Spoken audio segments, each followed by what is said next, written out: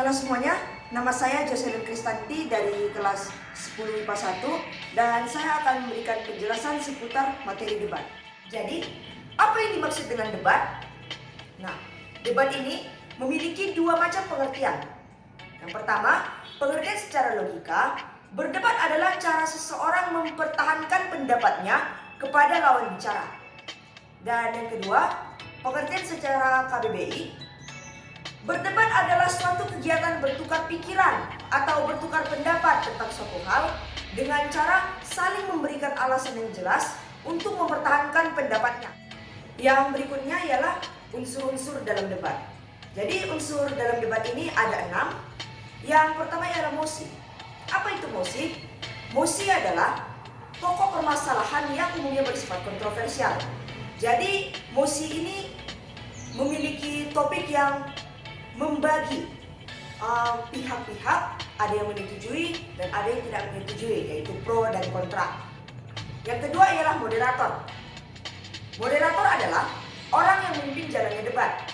Biasanya moderator ini adalah orang yang menyampaikan mosi atau orang yang menyimpulkan ulang hasil debat setelah masing-masing anggota tim menyampaikan argumennya. Yang ketiga ialah notulen. Notulen adalah pihak yang mencatat proses jalannya debat dan pihak yang mencatat hasil akhir dalam debat. Kemudian yang keempat ialah tim netral. Tim netral adalah tim yang memberikan solusi atas mosi yang akan dibahas. Jadi tim netral ini akan memberikan jalan tengah dan tidak memihak kepada siapapun. Kemudian yang kelima ialah tim afirmasi atau bisa disebut juga dengan tim pro. Jadi tim afirmasi ini adalah tim yang menyetujui atas mosi yang akan dibahas. Kemudian yang keenam adalah tim oposisi atau disebut juga dengan tim kontra. Tim oposisi ini adalah tim yang tidak menyetujui atas mosi yang akan dibahas. Untuk kesimpulannya akan disampaikan melalui gambar berikut.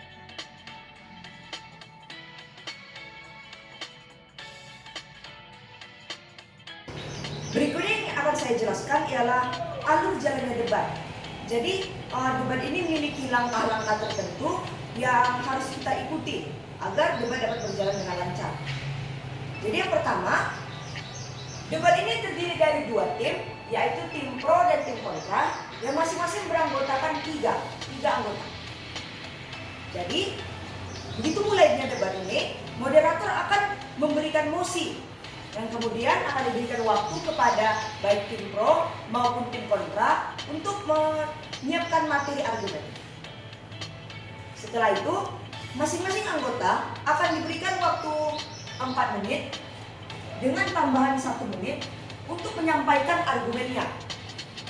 Jadi, anggota yang pertama untuk menyampaikan argumennya ialah pembicara pertama dari tim pro atau di sini saya buat P1. Jadi yang pertama ini, pembicara pertama dari tim pro bertugas untuk memberikan definisi terhadap mosi yang disampaikan, memberikan batasan untuk mosi tersebut, dan menyampaikan argumen-argumen pembukanya. Kemudian setelah itu dilanjutkan oleh pembicara pertama dari tim kontra atau sudah saya buat tadi K1. Jadi K1 ini atau pembicara pertama dari tim kontra bertugas untuk memberikan definisi mengenai mosi sesuai dengan sudut pandang kontra dan kemudian memberikan sanggahan terhadap pernyataan dari P1. Kemudian dilanjutkan oleh pembicara kedua dari tim pro atau P2. P2 ini bertugas untuk memberikan sanggahan terhadap argumen-argumen yang disampaikan oleh K1 serta memperjelas kembali argumen dari P1. Setelah itu dilanjutkan kembali dengan pembicara kedua dari tim kontra atau saya buat di situ K2. Jadi K2 ini bertugas untuk memberikan sanggahan terhadap pembicara P2, kemudian menjelaskan kembali atau mempertajam argumen yang disampaikan oleh timnya sendiri, yaitu K1. Selanjutnya ialah pembicara ketiga dari tim pro atau P3. Jadi P3 ini berfungsi untuk memberikan sanggahan terhadap apa yang disampaikan oleh K2, kemudian menyampaikan kembali argumen-argumen yang disampaikan oleh tim pro, lalu menyimpulkan mosi berdasarkan sudut pandang tim pro. Yang terakhir akan disampaikan oleh pembicara ketiga dari tim kontra, atau sudah saya buat K3. Jadi K3 ini berfungsi untuk menyanggah hal-hal yang disampaikan oleh pembicara P3, kemudian menyimpulkan apa yang dibahas dalam mosi berdasarkan sudut pandang kontra.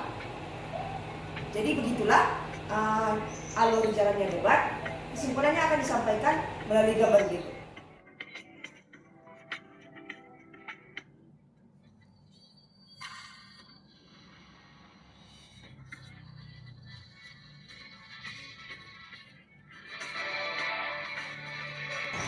Yang berikutnya yang akan saya jelaskan ialah cara mengambil keputusan dalam debat. Jadi cara mengambil keputusan dalam debat ini melalui proses penalaran yang terdiri dari 3 macam cara. Yang pertama ialah melalui cara generalisasi.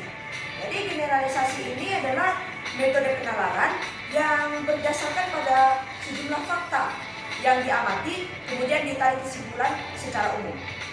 Yang kedua ialah secara analogi. Jadi analogi ini adalah proses penalaran berdasarkan pada gejala khusus yang memiliki kesamaan yang diamati kemudian ditarik kesimpulan.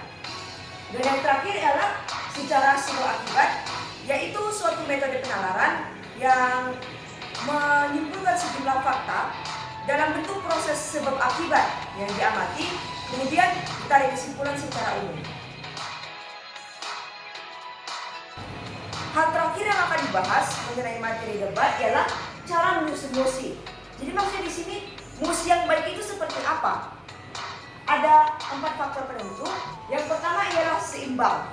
Maksudnya seimbang ini adalah mosi ini harus memiliki kekuatan argumen yang sama antara argumen tim pro dan argumen tim kontra. Tentu saja kalau mosinya ini lebih cenderung ke pro atau lebih cenderung ke kontra, tentu debatnya tidak akan menarik. Maka dari itu mosi harus seimbang. Yang kedua ialah menarik. Mosi ini, bagaimana agar mosi ini bisa menarik? Mosi ini harus bersifat aktual dan bersifat kontroversial agar debat ini nyaman, menyenangkan untuk ditonton. Kemudian yang ketiga ialah fokus. Maksudnya di sini mosi ini harus terfokus, harus searah dan tidak meluas. Jadi agar debatnya ini tidak lari ke topik manapun, harus terfokus pada topik yang tetap itu saja. Pada itu mosi harus bersifat fokus.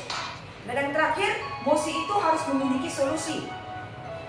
Tentu saja mosi itu, kegiatan debat ini akan lebih baik kalau ada solusi daripada hanya beradu argumen saja. Jadi akan ada baiknya jika mosi ini memiliki semua 4 faktor ini.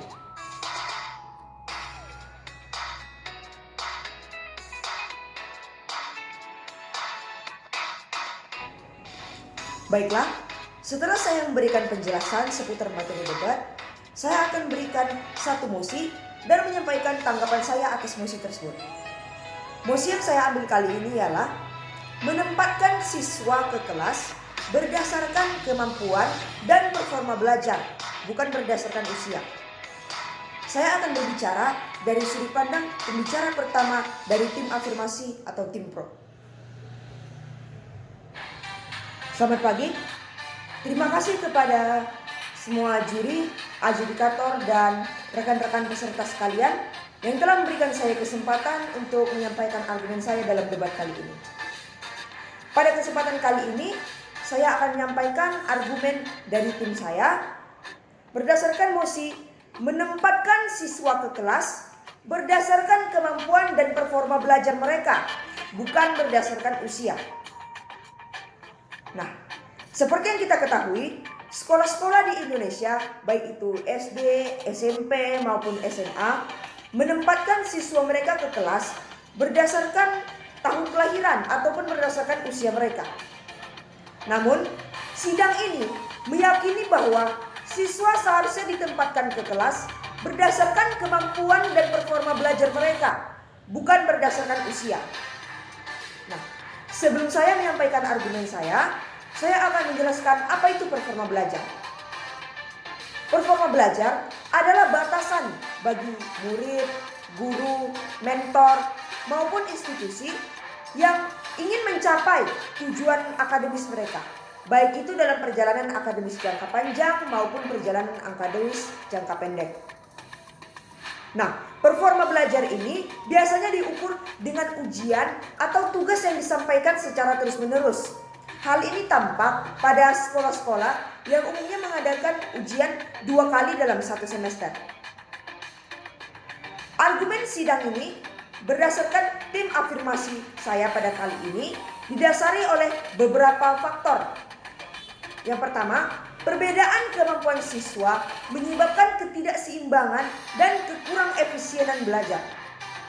Seperti yang kita ketahui, anak-anak di seluruh Indonesia memiliki kemampuan belajar yang berbeda. Ada yang memiliki performa belajar tinggi dan ada yang memiliki performa belajar rendah. Sidang ini meyakini bahwa hal-hal tersebut akan mengganggu kelancaran aktivitas pembelajaran dan menyebabkan proses belajar mengajar ini kurang efisien maupun kurang berguna bagi anak-anak. Mengapa? Karena siswa dengan kemampuan belajar yang tinggi tentu akan ketinggalan, akan semakin lambat dalam menimba ilmu karena harus menunggu siswa-siswa dengan kemampuan belajar yang lebih rendah untuk memahami materi-materi yang sudah ia pahami.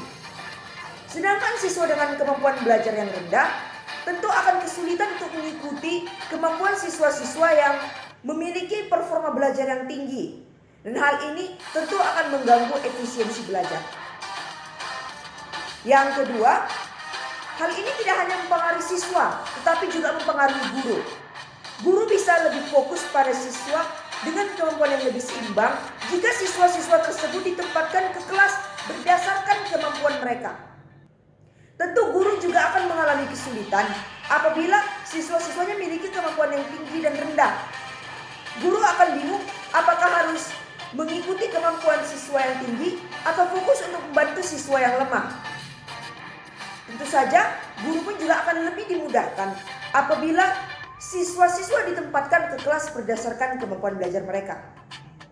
Dan faktor yang ketiga, hal ini juga akan mempengaruhi sikap siswa yang memiliki kemampuan belajar yang berbeda-beda ini. Tentu saja apabila kita tempatkan siswa ke kelas berdasarkan performa belajar mereka, maka siswa-siswa yang berkemampuan tinggi tidak akan merasa sombong dan tidak akan merasa kalau dirinya itu satu-satunya memiliki kemampuan tinggi, karena ia dihadapkan dengan siswa-siswa lain yang memiliki kemampuan sama tinggi. Tentu hal ini akan memperbaiki karakter siswa tersebut. Dan tidak hanya siswa yang memiliki kemampuan belajar tinggi, siswa yang memiliki kemampuan belajar rendah juga akan memiliki rasa percaya diri yang lebih tinggi, yang mana tentu akan memperbaiki karakter siswa.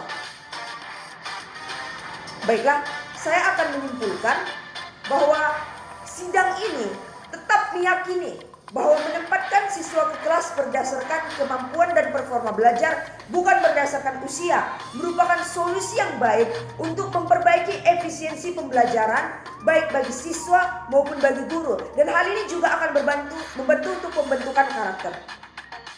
Sekian dari saya. Terima kasih.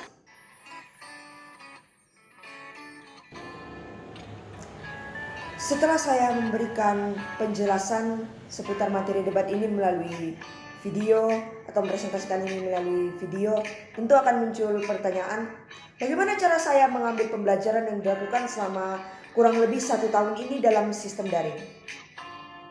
Seperti yang kita ketahui, dikarenakan pandemi COVID-19 ini, kita terpaksa untuk melaksanakan pembelajaran secara online.